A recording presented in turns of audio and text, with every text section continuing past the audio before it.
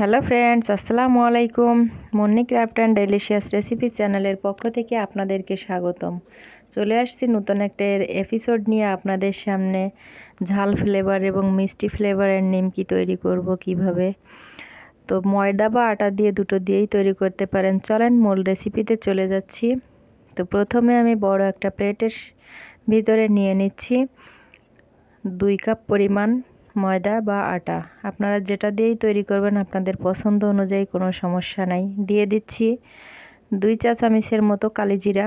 তো কালিজিরার ফ্লেভারটা যদি কারোর ভালো না লাগে স্কিপ করতে পারেন, সমস্যা নেই। তো আমার ভালো লাগে, আমি দিয়ে দিচ্ছি। কালিজিরাটা আসলে আমাদের শরীরের জন্য অনেকটা উপকারী, তো দিলে সবচাইতে ভালো হয় এবং নিমকির ভিতর কালিজিরাটাই থাকে। তো দিয়ে দিলাম রান্নার রেগুলার সাদা তেল 2 চামচ মতো। দিয়ে দিচ্ছি স্বাদ মতো লবণ। 3টা উপকরণ সুন্দরভাবে হাতের সাহায্যে ভালোভাবে মিশিয়ে নিচ্ছি। তো এটা মেশানো হয়ে গেলে আমি চুলাতে হালকা পরিমাণ একটু পানি দিয়েছি কুসুম গরম করার জন্য। সেটা আমি নিয়ে পানিটা দিয়ে সুন্দর একটা ডো তৈরি করে নিব। তো বন্ধুরা, আমার ভিডিওর সাথেই থাকুন। ভালো লাগলে লাইক কমেন্ট করতে ভুলবেন না। তো দেখেন মেশানো হয়ে গিয়েছে, আর আমার পানিটাও নামিয়ে নিয়েছি। কুসুম গরম পানি নিয়ে নিচ্ছি। তো কুসুম গরম পানিটা কতটুক লাগবে, কতটুক পরিমাণ নিয়েছি সেটা আমি বলে দিব ডোটা তৈরির লাস্টে। তো আমি অল্প অল্প করে, পানিটা একবারে দেওয়া যাবে না, হয়তো এটা বেশিও হতে পারে। বেশি হয়ে গেলে তো আবারও আটা দিতে হবে বা ময়দা দিতে হবে। তো সেক্ষেত্রে আমি অল্প অল্প করে মিশিয়ে নিচ্ছি, কারণ পারফেক্ট একটা ডো তৈরি করে নিব। তো দেখেন আমার পারফেক্ট একটা ডো তৈরি করা হয়ে গিয়েছে। ডোটা আমার শক্তও না নরমও না, সুন্দর একটা ডো তৈরি করে নিলাম। এখন আমি রুটি বেলি যে পিঁড়িতে, সেই পিঁড়িটার উপরে নিয়ে নিচ্ছি। এটা আমি 2 ভাগে লিচি কেটে নিব। তো একটা ছুরির সাহায্যে 2টি ভাগে ভাগ করে নিচ্ছি।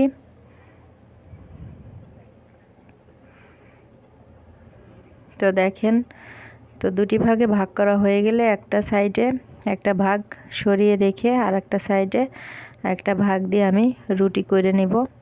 তো রুটিটা এমনভাবেই করে নিব, সেটাও আমি দেখিয়ে দেব কতটা মোটা কতটা পাতলা করেছি। তো দেখেন আমার কালিজিরা দেওয়ার কারণে কালিজিরাটা কতটা সুন্দর দেখা যাচ্ছে রুটির ভিতরে, কালো কালো। আসলে খুবই ভালো লাগতেছে দেখতে।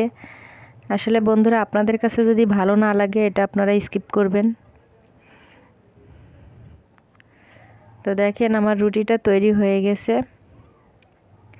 তো এখন আমি দেখিয়ে দিব। দেখেন কালিজিরাটা কত সুন্দর দেখা যাচ্ছে, মেশানো হয়েছে উল্টো পাশ সদর পাশে। তো আমি রুটিটা এতটুক মোটা করেছি। এখন আমি একটা ছুরির সাহায্যে রুটিটা আমি স্লাইস করে করে এভাবে কেটে নেব। তো এরপরে আমরা যেটা করব, এই স্লাইস করা রুটি সুন্দরভাবে নিমকি শেপে কেটে নিব। তো এভাবে আমি সম্পূর্ণ নিমকিগুলো তৈরি করে নিব। তো বন্ধুরা আমার সাথেই থাকুন। বন্ধুরা, আর ছোট্ট একটা রিকোয়েস্ট করি, আমার চ্যানেলটা নতুন, আপনারা অবশ্যই সবাই একটু সাবস্ক্রাইব করে দিবেন। আর আপনারা আপনাদের একটা লাইক এবং কমেন্টস আর আপনাদের ভালোবাসা আমার জন্য খুবই উপকারী। অবশ্যই আমার ভিডিওর সাথেই থাকবেন সব সময়, এটাই আমার কামনা।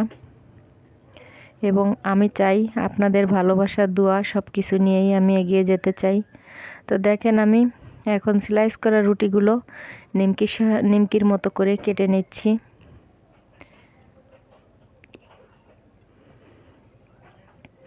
তো আমি একটু কাতকাতিভাবে তক্তি করে নিলাম। আপনারা চাইলে সোজাসুজিও কেটে নিতে পারেন, 4 কোণ আছে ভাবে। তো সেটা দেখার চেয়ে এটাই দেখার সৌন্দর্যটা বেশি ভালো লাগছে।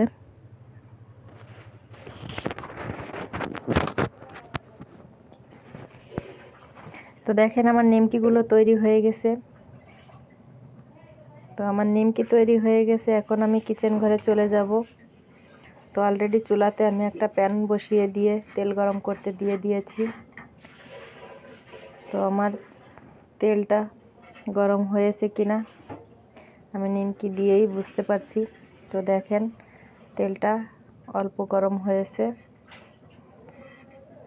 এখন আমি নিমকিটা দিয়ে দিলাম। তো এই নিমকিটা আমি যতক্ষণ পর্যন্ত ক্রিসপি এবং বাদামি কালার না আসছে বা ব্রাউন কালার না আসছে ততক্ষণ পর্যন্ত আমি নিমকিটা ভেজে নিব।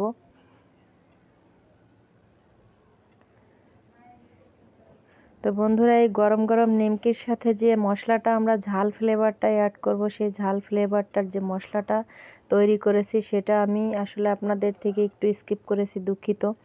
তো আমি বলে দিচ্ছি, এটা একটু খেয়াল করবেন।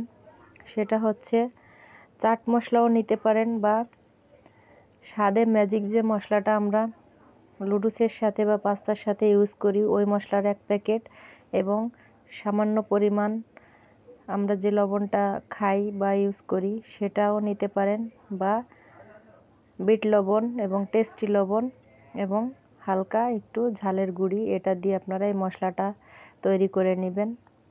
এই মশলাটা তৈরি করার পরে নিমকির ভিতরে দিয়ে দিব। তো এই মশলাটা তৈরি করে আপনারা আলু দিয়ে চিপস তৈরি করলে সেটা তো আপনারা ইউজ করতে পারেন, সমস্যা নেই। তো দেখেন আমার নিমকিটা পারফেক্টলি ভাজা হয়ে গেছে। কালিজিরাটা কতটা সুন্দর দেখা যাচ্ছে, কালারটাও খুব সুন্দর দেখা যাচ্ছে। তো আশা করি আপনারা বাসাতে অবশ্যই ট্রাই করবেন। এবং এই নিমকিটা বাচ্চা ছোট বড় সকলেই পছন্দ করবে।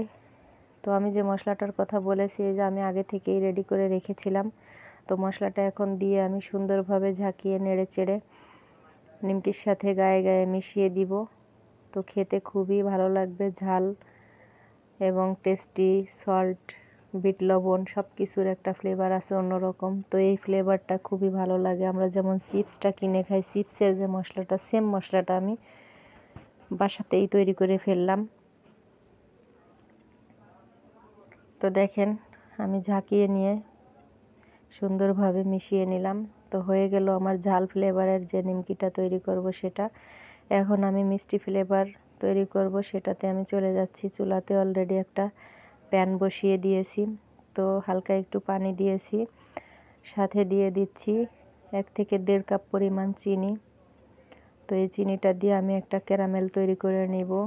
আঠালো ভাবের একটা ক্যারামেল তৈরি করব। সেই ক্যারামেলটা এমনভাবেই তৈরি করব যে লালও হবে না এবং পুড়েও যাবে না, তো সাদাই থাকবে। তো সুন্দর একটা ক্যারামেল হবে। তো এই নিমকিটা তৈরি করতে খুবই সহজ এবং 3টা বা 4টা উপকরণে সুন্দরভাবে নিমকিটা তৈরি করা যায়। বাচ্চাদের মন খুশি রাখতে সবসময় ঘরে কিছু খাবার আমরা তৈরি করে দিতে পারি। তো আশা করি বন্ধুরা, আমার ভিডিওটা যদি ভালো লাগে আপনারা অবশ্যই বাসাতে ট্রাই করবেন এবং লাইক কমেন্ট করতে ভুলবেন না। তো আমার ছোট্ট আর একটা রিকোয়েস্ট, আমার ভিডিওটা না টেনে স্কিপ না করে সম্পূর্ণ ভিডিওটা দেখার চেষ্টা করবেন।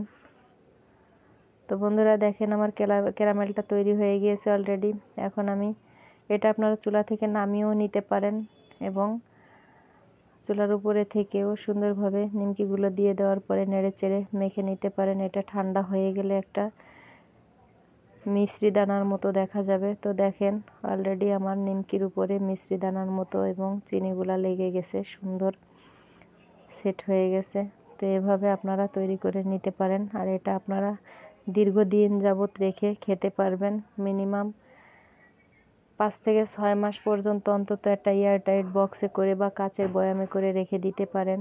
তো বন্ধুরা, আমার ভিডিওটা যদি ভালো লেগে থাকে অবশ্যই লাইক কমেন্ট শেয়ার করতে ভুলবেন না। এবং আবারও আপনাদের সাথে দেখা হবে নতুন কোনো ভিডিও নিয়ে। আর আপনারা আমার জন্য অবশ্যই দোয়া করবেন। যারা আমার চ্যানেলটা সাবস্ক্রাইব করেন নাই তারা দ্রুত করে নেবেন, আর যারা করেছেন তাদেরকে অসংখ্য ধন্যবাদ।